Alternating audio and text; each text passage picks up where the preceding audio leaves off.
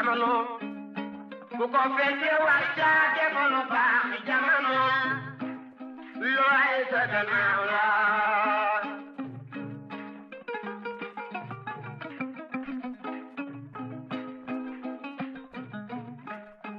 jamono ku ko fekke war caa defalu baax jamono looy sa gannaaw la.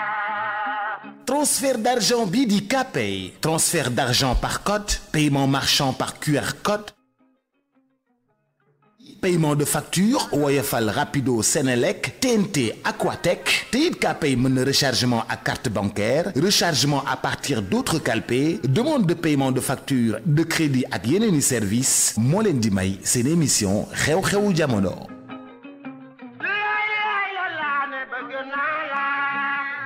asalaamaaleykum mbokk yi ñu ngi nuyu ku nekk tuuram ak santam di am mbégte tey di toogaat ak Ibou Fall tey nag Alassane Samba Diop moo koy dalal ñu waxtaan ci réew mi lu xew ci réew mi càmbar ko faram-fàcce ko maanaam pour que auditeurs yi téléspectateurs yi mun a jàngat li nga xamante ne Ibou Fall da koy def chaque jour li nga xamante ne moom a xew ci réew mi Ibou Fall la ñuy mën a njëkkee ci wax ji mooy suba alxamis njiitu gouvernement bi dina recevoir syndicat yi. dinañ syndicat yi ñëpp di nga tàngal nag ci enseignement supérieur SAES ci enseignement éducation nationale ci santé bi ci fépp fii xamante ne public bi syndicat ngi ñaxtu ñi génnewaat de revendication tegaat ko ci table bi ñi naan dàq yi bëri na ci administration bi ñi contrat à durée déterminée bu ñu arrêté ñi contrat précaire ak yooyu daal ñu suba dañuy toog ak njiitu maanaam nguur gi ànd ak au conseil du dialogue social ñu ne réunion bi réunion de cadrage lay doon naka lañ ko mën a jàngate loolu.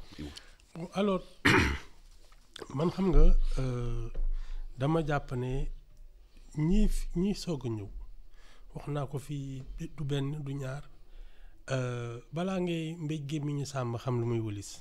tigi jàpp naa ne Bassirou Diomaye Faye biñ ko falee li mu waroon njëkk a def mooy wër dëkk bi dëkk ak dëkk wax ak néew doole gi xool ñoom ci seen toogaay parce que toog sa palais ñu lay yónnee ay compte rendu ci njiit foog naa du doy da ngay dem xool nit ñi nu ñu toogee naka lañ dëkkee luy seen jàmbat. mais est-ce que bu nekkee opposition deful loolu boo defee tour Sénégal. xam nga moom campagne war ngaa mën a gis nañu seen non mais xam nga opposant buy wër dëkk bi di laajte. bokkul ak njiitu réew mi wër dëkk bi di laajte. ndaxte opposant soo demee administration bi duñ la wax lu xew préfet yeeg sous-préfet yeeg gouverneur yi duñ la sax recevoir faf xam nga communes yeeg yooyu parce que du yow yaay régler seen ay problème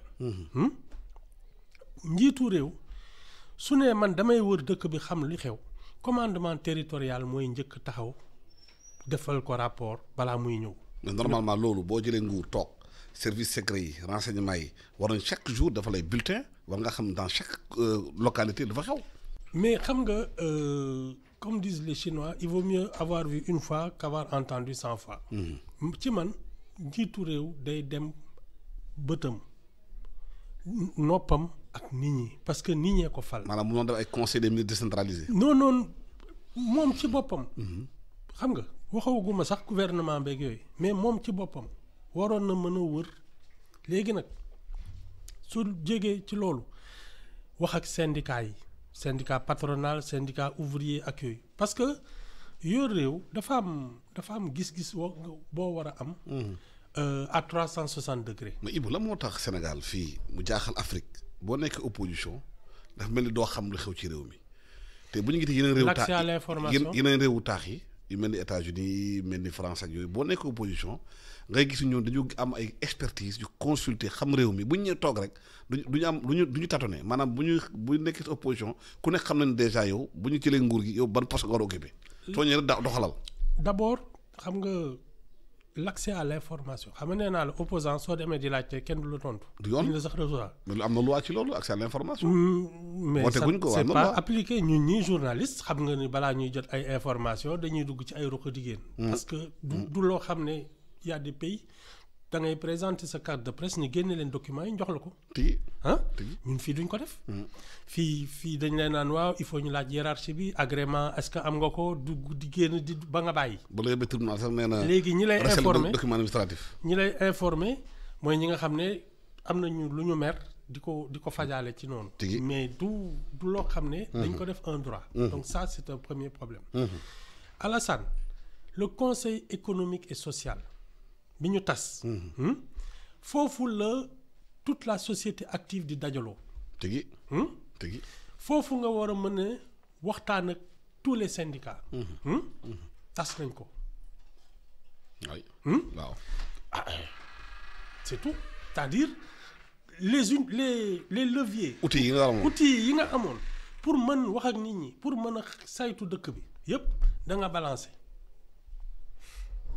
ba pare ils ont pris des décisions ci man intempestives parce que romb ay chantier rek ni kii dañ koy arrêter te mu am fii ay direction de l'urbanisme am DSCOS am ay toutes sortes ay livre-faux ak façon bu ne pour organiser l'urbanisme ak la construction ça ne sort pas, ça tombe pas du ciel. mais loolu nag du ñoom rek nguur yi ñëwoon fi yëpp muy Ablaye Wade muy Macky Sall muy ñoom ku ñëw toog rek premier mois yi puisque amaguloo xir loo proposé population bi da nga am benn genre yàq bi leen di seexal arrêté affaire yi génne dënn fëgg fekk yooyu gars yi waa ngi liggéey ak yooyu. non man même gouvernance yi fi newoon noonu lañu defoon waaw mais man li ma gën a Wade arrêté fi ay chantier yu bëri. Macky Sall bu ñu arrêté fi ay chantier yu bëri. man li ma jàpp mooy kii doog a yegg si dafay miir l'ivresse du pouvoir.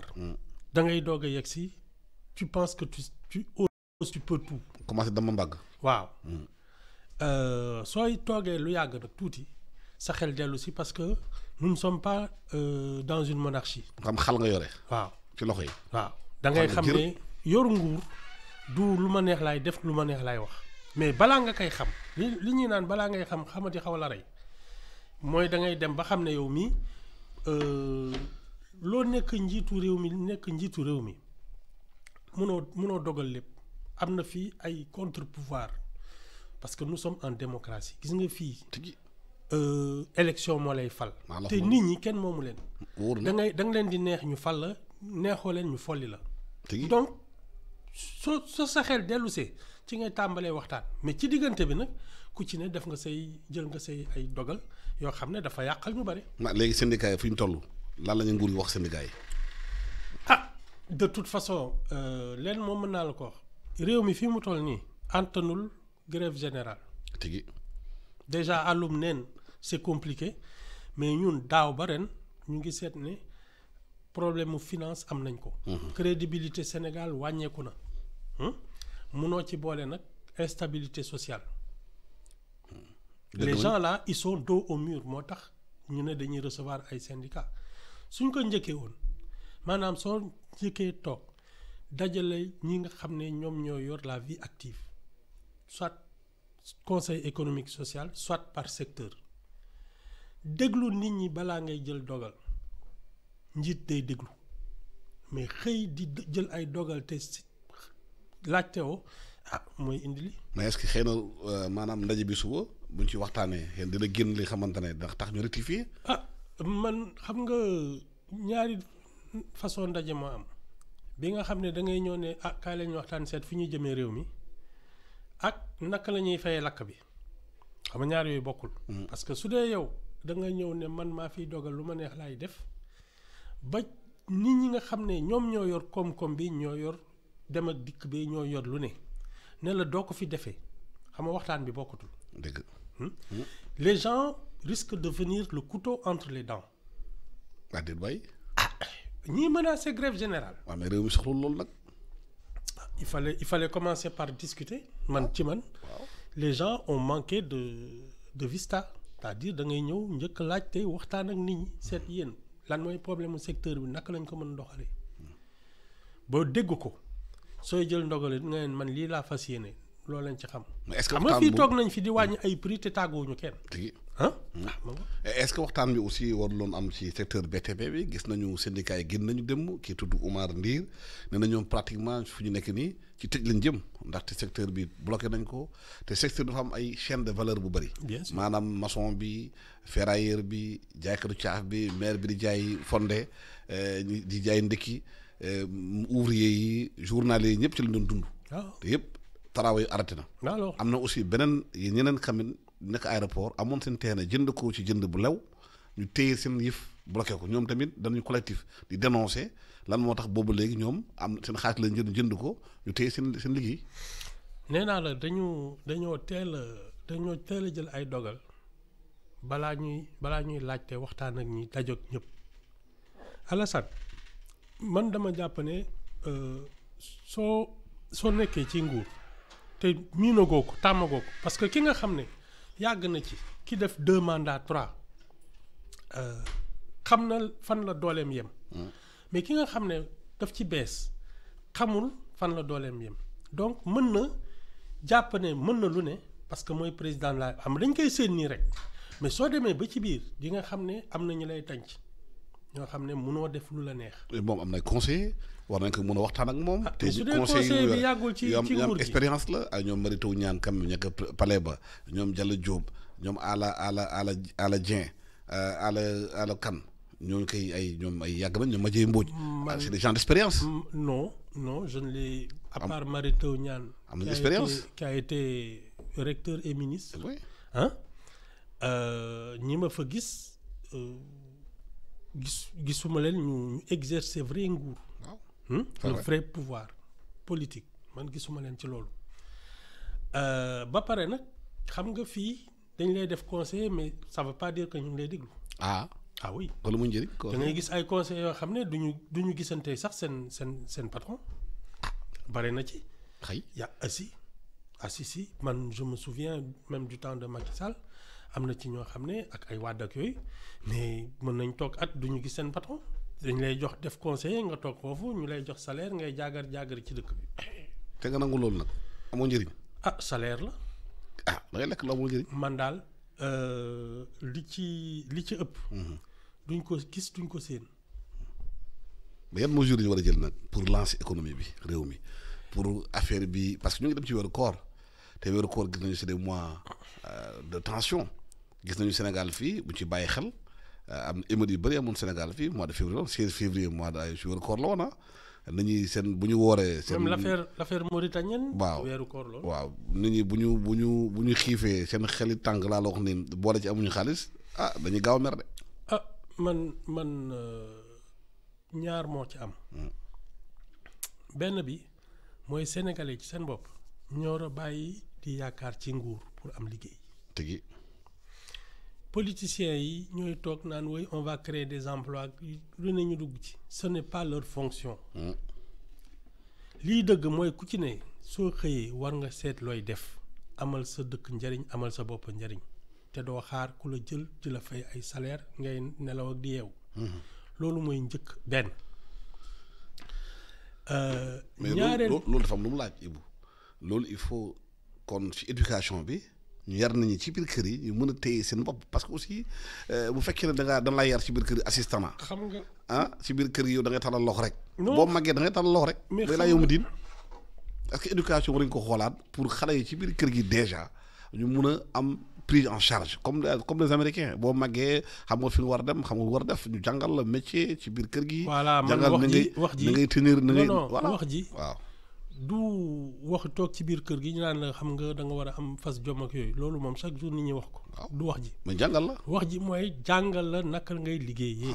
parce que loo ci mënti dégg suñ la nee waaw da nga war a góorgóorloo ak yooyu waaw mais jàngaluñ la nooy góorgóorlu. mais est-ce que justement père de famille am responsabilité ci loolu. jàngal seen doom métier. c'est l'éducation nationale qui a le devoir de former les gens à des métiers. école yi ñuy bëgg def ay bureaucrate rek jëm fu kenn xamul loolu la ñu war a dindi nit ñi dañu war a jàng métier bu teel. parce que soo amee métier kenn du la laaj looy defi xam nga li ngay defi. parce que fii di am li garaaw ci réew mi mooy ne dañuy naan réew mi amul liggéey alors que métier yi bëri nañu tey boo soxlaa maçon da nga am problème pour maçon bu baax boo soxlaa menuisier kazalika boo soxlaa mécanicien problème la boo soxlaa plombier problème par exemple yow boo nekk si biir kër guddi ba am problème tuyauterie am problème plomberie ba sa buntu yàqu kenn du la ko defal amoo kenn ku la parce que doom bi nekk ci kër yi mënu ko defal. xam nga Alassane man su ma déggee ñu naan liggéey amul ci dëkk bi nga génn ci mbedd mi xool ni dëkk bi mel nga xam ne ñun ñoo bëggul liggéey parce que dëkk bi état bi mu nekk rek ça justifie tous les emplois. dëkk dañ koy defar. tigi ah tigi fii presque tout est à refaire. waay waaw kon kay bu Carrefour ñu yi amul liggéey. Carrefour yi saleté bi mais waxuma la mais poussière bi ay villes yi sax tane na mais dëkku kaw yi tout est à refaire parce que foofu le confort la qualité de vie. waaw dañ ko war a yëkkati bu baax. mbay mi napp gi sàmm gi rek mën na fi employé lu ne. ñun ñoo liggéeyul man nag ce que je. mais naka la ñuy def ba dañuy liggéey qu'est-ce qu'on doit faire pour que mettre les gens au travail. D'abord la formation. Ensuite bien rémunérer man ma certitude. mooy dañuy fay baykat bi li mu bay dañ ko koy fay ba mu mat il faut payer au juste prix loolu mooy tax nit ñi sawaraat dellu ci suuf si parce que tam liggéey ba sonn ñu la koy fay ay xaalis yu néew ba pare di la ñàkkal war ma sax mais kenn bëggatul nekk béykat. campagne bi am na jafe-jafe parce que gis nañu ay béykat ñu jël seen soble di ko suul ñu jël seen carotte di ko sandi parce que amuñu fu ñu koy jaayee kenn jëndatul seen carotte ak yooyu. te tamit Sénégal dafa am benn moment bi nga xamante ne bu ñu nee soble la ñu béy ñëppay béy soble ba ñëpp béyee soble nag soble day bëri bu bëree day latte aussi am na aussi stratégie bu mu war a def si loolu. transformation man xam nga Alassane waxuma la sax ay soble ak yooyu ñun bopp koñ bu ne da nga fay romb café ñu koy jaay. béyu ñu café. boulangerie yi ñu ngi door dàqe ci dëkk bi. café Touba Guinée lay jógee. waaw boulangerie yi ñu ngi door dàqe ci koñ yi. béyu ñu blé. xale yi chocolat lañ bëgg. pâte à chocolat ak yooyu tartine. béyu ñu cacao c'est-à-dire ñun wax ceeb nag waxi noppi ñun ñoo xamul naka la ñuy organiser liggéey bi. Si tu fais une ceinture de blé parce que tam affaire bi da nga koy organiser. une ceinture de riz. une ceinture de café une ceinture de cacao. Alassane il y aura du travail pour les gens ba pare nag waxuma la nga comme disent les gens de la fourche à la fourchette. maanaam day jógee ci tool di ñëw ba ci assiette bi. toute cette chaîne de transformation c'est du travail man bu ñu mënee liggéey amul. waaw parce que Thomas Sankara dafa doon l'impérialisme c'est la grainerie qui est dans ton bol. da ngay importer loolu dañ tax ñu enchaîner beneen secteur bi mooy secteur santé. ministère bi génn na ne na contrat yi bëri na contrat yi wóorugu pratiquement plus de 5000 personnes sont concernées tey njàkkaar am na ci santé bi. waxuma la ñi ñu war a dàq mais Alassane y a pas assez de médecins y a pas assez d'infirmiers y a pas assez de sages-femmes pour la population. On est d'accord. ñu si gën a bëri dañuy dem bitim réew dem leen former. mais même suñu ñëwoon sax. du doy dem seen yoon. y en a pas assez. ça veut dire que ñun am nañ fii ay secteurs yoo xam ne ñoo naroon nekk priorité. enseignants yi doyul. le personnel de santé doyul. le personnel de sécurité doyul. donc ñun logiquement secteurs yooyu dañu war a recruter. ci man nag dafa am ay départements entiers yoo xam ne. ce sont des emplois fictifs ministère waru fa am. budget yooyu ñuy def ci ay yoo xam ne suñu nekku ci nañ ko def ci li nga xam ne ce sont les missions régaliennes de l'État l'enseignement la santé la sécurité. mais foo jëlee koppar yi. li ñuy fay ñoo xam ne ils ne fichent rien c'est tout. parce qu'il faut faire d'audit est-ce que jarul def audit national. de tout le monde de fonctionnaire ils avaient un an xam ku nekk looy def looy liggéey. ils avaient un an pour ça. non man xam nga su dee yow da nga ñëw di def li fi ñi doon def je me dis à la fin est-ce que c'était la peine de changer de régime parce que su dee yow da ngay ñëw reconduire les mêmes départements la même manière de gouverner lan moo doon tax ñuy changer ñi nga xam ne ñoo fi nekkoon c'est pas la peine man j'aurais compris que nga ñëw. parce que li may wax ci le vote des Sénégalais du 24 mars il est révolutionnaire. C'est pas une alternance. C'est une révolution. La rupture en profondeur. C'est ça. ñi nga xam ne nag ñoom la ñu voteel su dee ñoom ils n'ont pas cette lecture il y aura forcément ñoom ak ñi leen voteel à un moment un malentendu. mais est-ce que dana yomb Ibou système bi nekk fi ci réew mi dafa gudd dafa sori système bi dafa gudd dafa sori dafa ancré wu lu bëri y a des goulots d'étranglement y a ci biir système bi y a des résistances y a des intérêts qui sont divergents y a des lobbies mais loolu dafa laaj un travail en profondeur te yombut de. xam nga lame de fond bi bale régime Macky Sall. waaw. déjà jox nañ leen légitimité boo xam ne xam nga fi mu nekk nii décision bi ñu jël ñi leen voté la ñuy ne c'est très bien. ñi ngeen koy defee. Donc ils n'auront pas ce problème. Ah bon? Non. Parce que nit ñi leen fal ci loolu lañ leen doon xaaree. Mais mon premier ministre il a pas de l'état profond ah état profond dafa doy waar de. Man de li ma jàpp. mooy notre mode de gouvernance est inadapté. Maintenant nag la fonction d'un leader, d'un chef d'État, d'un président de la République.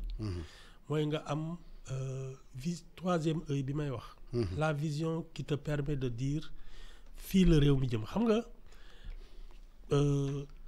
man leer na ma ne kii defar dëkk bi moom du ñu neex. non mu nga ko bëgg ko def mais tu es tellement confronté à des situations. C'est une question de talent. que ñi nga xamante ne. C'est une ñoo war a question de def talent. liggéey bi sax ñoo la njëkk indi problème. Non, c'est une question de talent. Alassane. Quand tu as du talent tu peux tout te permettre parce que tu le fais bien. xam nga li ma la da ngay gis benn médecin buy piqûre benn xale parce qu'il a du talent xale bi du yëg ne piqûre bi dugg na ba génn. ni nga koy defee la. Mais les lobbies aussi ils sont puissants. mais s'ils étaient aussi puissants que ça ñii du ñu toog. dañu reconvertir les lobbies se reconvertissent s'adaptent. Non yow tu as la légitimité tu as le pouvoir de décision fi nga bëgg a jëmee réew mi tant su leeree sa bopp leer ci boppu ñëpp mu neex mu naqadi danañ ca dem. parce que mooy gën ci ñun. waaw mais da nga nekk réew bi nga xamante ne gars yi naan aussi démocratie la loo fi laal ñu ne woy dictateur baa ngi ñëw mu ngi def lii mu ngi forcer nit ñi xam aussi c'est difficile équilibre bi diggante démocratie bi ak poigne bi nga war a am pour def liggéey bi problème la. chef d'état day am poigne xam nga mooy li gars yi naan un homme politique surveille la prochaine élection. Un homme d'État surveille la prochaine génération. C'est-à-dire. Premier ministre loolu wax. su dee yow il travaille pour la prochaine génération. su dee yow jàpp nga ne de toute façon fi nga jëmee Sénégal moo gën ci moom mu leer la ci sa biir bopp li nga ciy def du am état d'âme. est-ce que doo wéet ci liggéey boobu Sénégal bi est-ce que doo wéet réew mi. mais xam nga fii réew mi les leaders dañuy wéet. xam nga fii réew mi da lay jiital ne la Ibou Fall yow la ba la dóoree bal gaa yi bal si ginnaaw dawul. waaw mais nga xam ne yow. nee na ñëw dafa soog. li la fa indi. parce que fii les gens aiment les combats par procuration. xam nga le chef de l'État le président de la République c'est le chef suprême des armées. tigi. ndegam soldats yu ndaw yi ñoom ñooy pare joxe seen bakken asamalaak un président de la République loolu warul la tiital su dee da nga dem ba ne yow da ngay defar réew mi.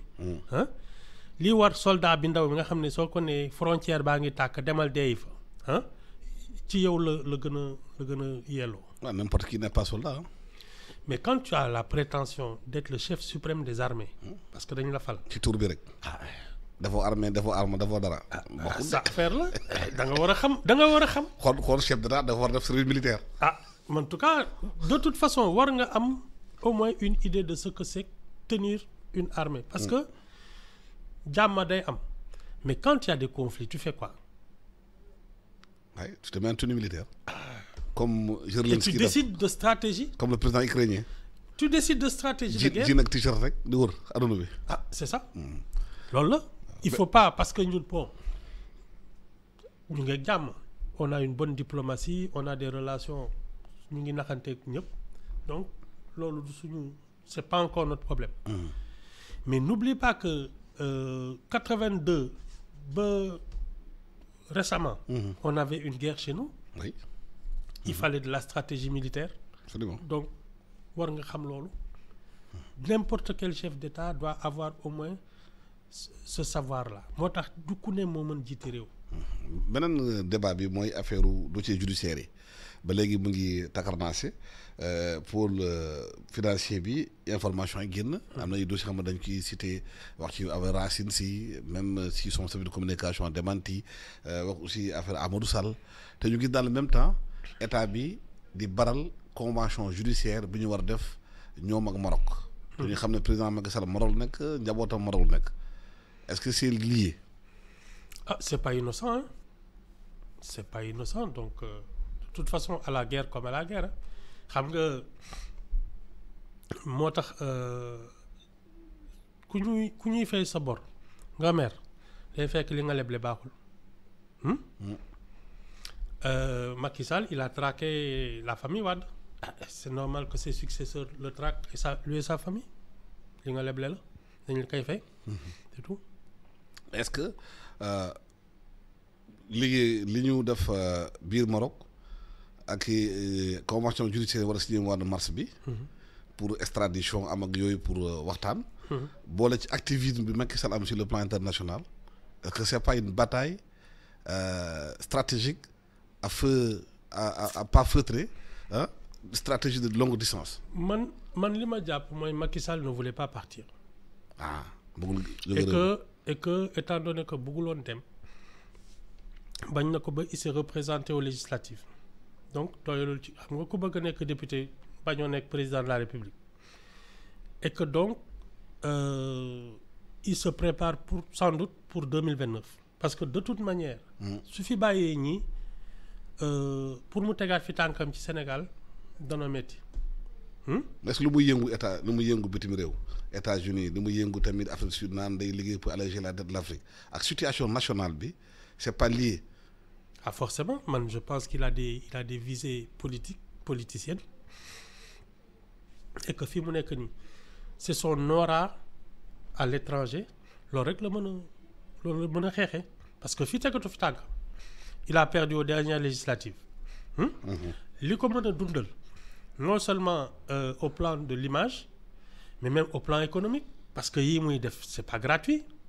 Il faut bien qu'il gagne sa vie. Je crois qu'il a un cabinet de consultants xaw ma lu mu def.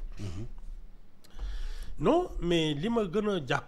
nekkul aussi une bataille à distance. Il se prépare pour 2029. Ah bon? Ah oui ñii ak Macky Sall yëpp il se prépare déjà pour 2029.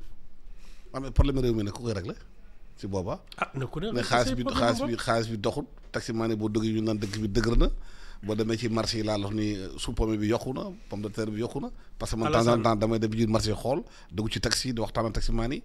ah ñi ngi am restaurant yi ñoom fu nekk nii léegi ñu ngi waaj a tëj. BT bi problème yi bëri na de. ku ne jóg régler say problème lu bopp loolooy dëgg que les gens se mettent au travail. waaw ñu jox xaalis réew mi pour ñu liggéey ko nag.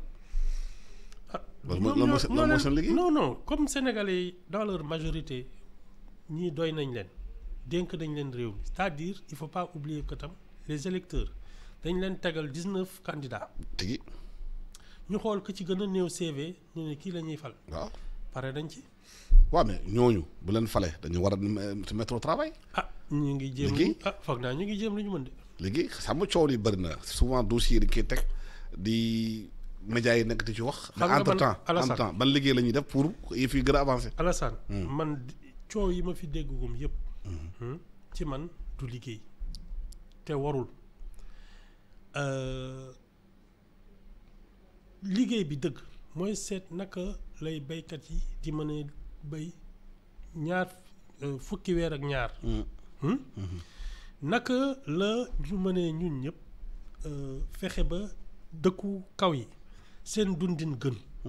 ci njàng mi ci paj mi ci dem ak dikk beeg ci lépp c'est ça le travail mais di xuloog di daagasante naan ñi fi nekkoon sàcc la ñuy ñii naan set yéen da ngeen iñaan amaluñu benn njëriñ. est-ce que laajul concertation nationale justement ci fu ñu bëgg a jëmee réew mi pour faire travailler les gens parce que bu ñu gisee liggéey bi am sur le plan international Trump bi ñëw couper toutes les aides yu mu doon def Afrique dëgg africain di jooy way coupé na santé bi coupé na USAID coupé na MCA ak yooyu xam nga dafa mel noonu nit ñi dañoo sàggee noonu yenn secteurs yi maanaam externaliser ko jox ko sur le plan de l'aide te ñoom liggéeyul seen biir le fait que Trump jëloo rek indi benn jàqare ci Afrique ak ci pays africains yi est-ce que moom c'est pas une preuve de montrer que nit ñi li ñu waroon def defuñ ko seen réew. xam nga man lan mooy sama problème. mooy ñun notre dépendance mentale. fa laay waxee. parce que tam nga nekk fi mu am suuf am ndox. am naaj. am ay xale. ba pare nga toog naan suñu dimbaliwul xiif nañu rey c'est que da ngay foye sa bopp.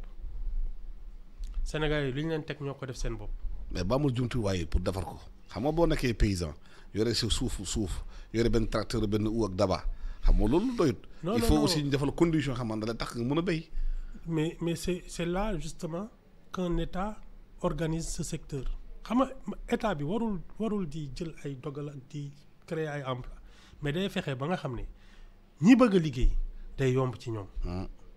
xam nga dafa amoon parce que ci man ñaar lañu war a jàpp ñi nga xam ne seen exploitation familiale ñoom li nga xam ne dañ suuf si ñu doon di ko kii mu leen di dundal. loolu benn la. ñaareel bi mooy région bi wala département bi wala kii bi ni muy amee coopérative boo xam ne dañuy ne ñun par exemple on est spécialisé dans temps parce que loolu organisation la duñu comme ça duñu xëccoo. suñu ne ñii pomme de terre la ñii soble. ñii tomate région bi nag spécialisé. département en tout cas région naturelle bu ne. spécialisation c'est la ceinture de soo bëggee kii fii nga jëm. comme ça duñu wujjee. on doit avoir une agriculture complémentaire. mooy li ma la wax on n'a pas encore de blé on n'a pas de maïs on n'a pas de cacao on n'a pas de. te on a fait des tests de blé à Fanaye blé bi dafay sax foofu. il nous faut des ceintures agricoles. mais là loolu ay coopérative la c'est-à-dire à part ñi nga xam ne dañuy béy dund li nga xam ne dañ ko nar a béy pour jaay loolu moom c'est une organisation plus large. waaw le gouvernement a annoncé des coopératives communales de 200 hectares dans chaque département. commune par exemple pour xool nañu mën a organiser nit ñi ci loolu. voilà c'est ça.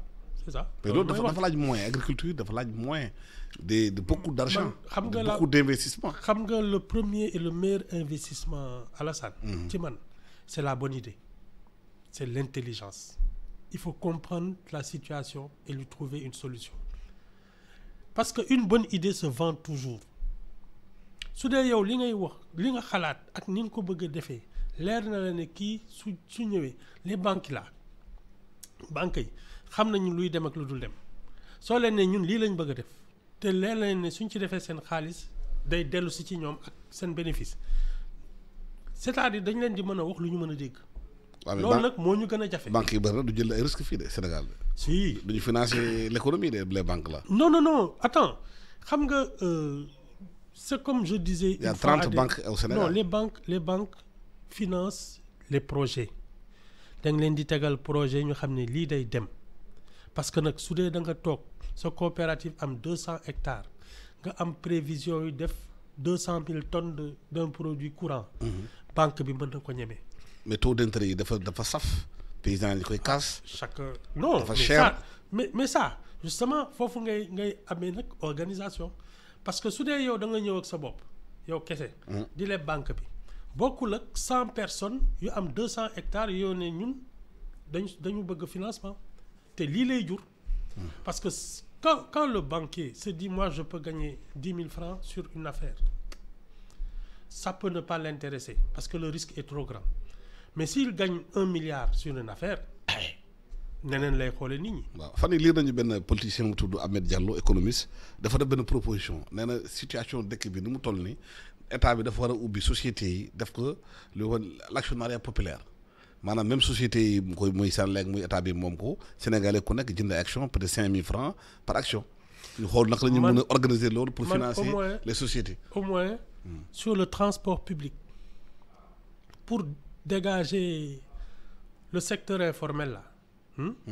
man j'aurais reconverti leurs investissements dans Dakar Dem Dikk parce que le transport public kenn waru ko jox privé mais xam nga comme ñoom def nañ ci seen xaalis te ñu ngi ciy dabu seen teranga man pour les compenser ñu bañ a ti maanaam ñu nekk ci privé bi jël seen xaalis dugal ko Dakar Dem Dikk naka actionnaire. voilà actionnaire ñu arrêté car rapide yi ak yëpp. exactement comme ça benn régie de transport mooy am BRT TER Dakar Dem Dikk ak yëpp Sénégal Dem Dikk benn léegi nag ñi nga xam ne ñu ngi ci transport bi suñ ci bëggee bokk ñu dugg foofu man loolu laa gën a gëm parce que effectivement il faut qu'on apprenne nous à nous associer.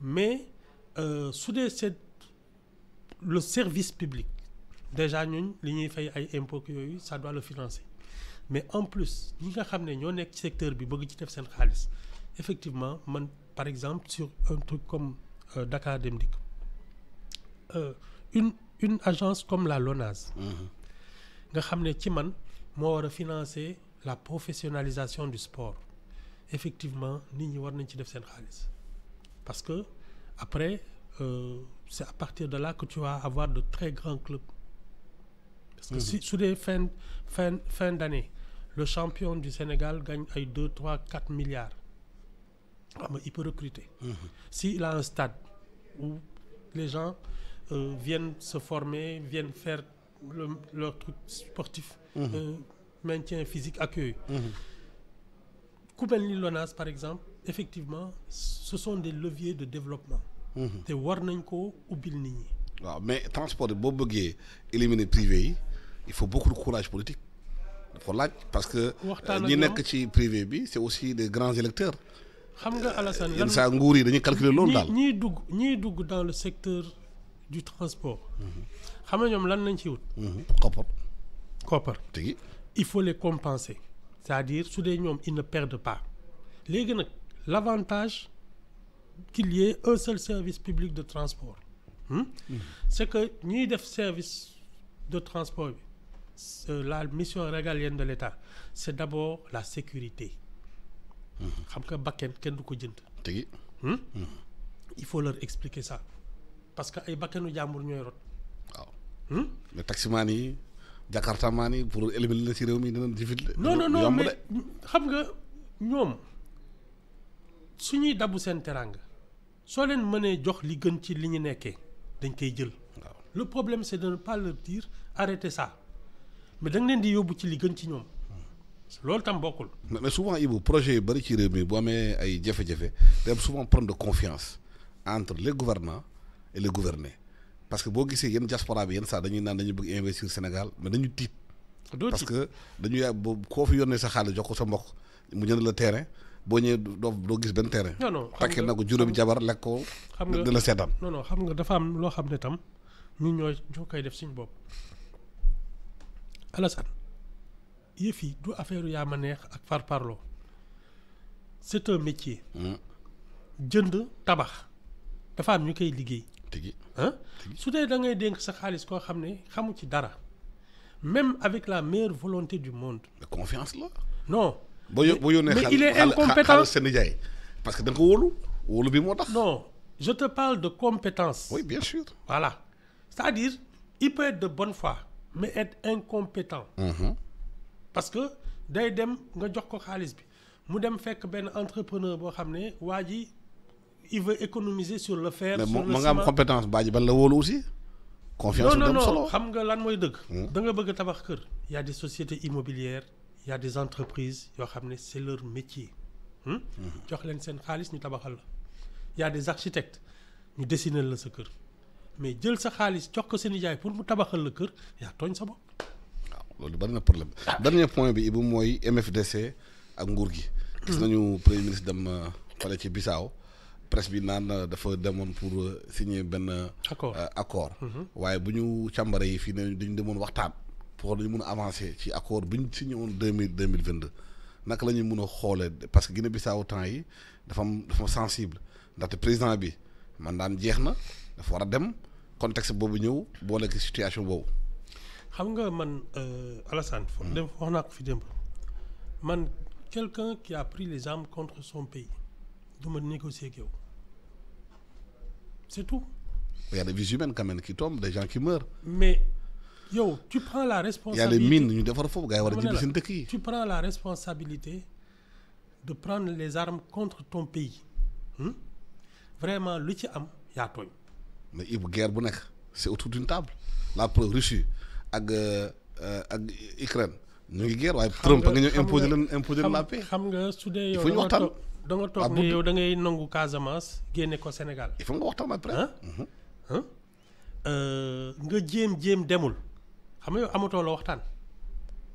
waaw mais non parce que su doon yow. da nga occuper toute la zone. ñun on est en position de faiblesse. Effectivement su boobaa dañuy waxtaan mais ñoom li ñuy wax nii Alassane yow yaa ngi fi woon daaw jéeg ak daaw.